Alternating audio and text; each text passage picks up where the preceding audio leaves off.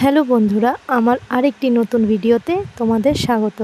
তো বন্ধুরা, আমি এখানে বানাবো আজকে সুজির পোহা।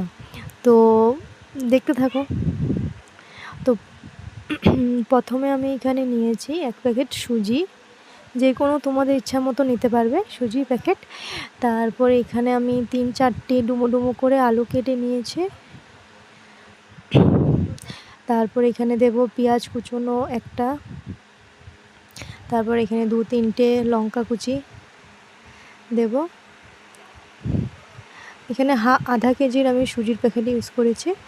তো তারপর একটা কড়াইয়ের মধ্যে আমি এখানে সুজিগুলোকে অল্প 5 থেকে 6 মিনিট গোল্ডেন ব্রাউন করে ভালো করে ভেজে নেব। শুকনা খোলায় ভালো করে ভাজবো।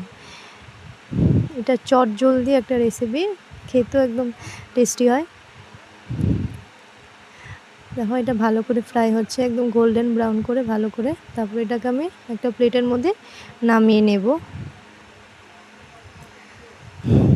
কেউ আসলে ফট করে এটা বানিয়ে দিতে পারবে, ভালো লাগবে।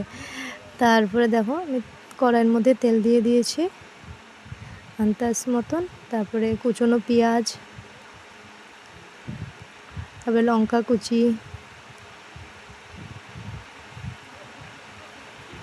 দিয়ে ভালো করে লাড়াবো। ভালো করে একটু হাফ ফ্রাই করব এটাকে। তারপর এখানে টুকরো করে আলুগুলো কেটে দিয়ে দেব। তারপরে ভালো করে লাড়িয়ে নেব এটাকে আমি।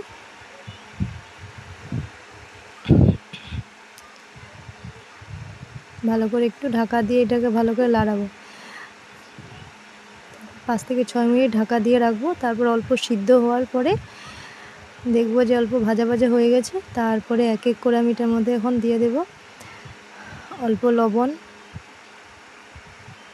স্বাদ অনুযায়ী দিবে এটা তোমাদের।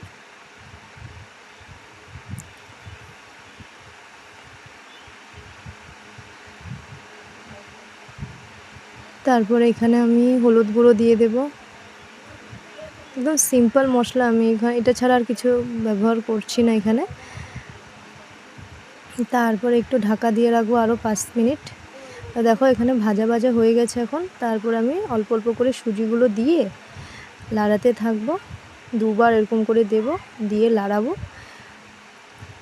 লাড়ানোর পরে আমি অল্প জল দেবো এটার মধ্যে। জল দিয়ে দিয়ে একদম ভাজা ভাজা করব।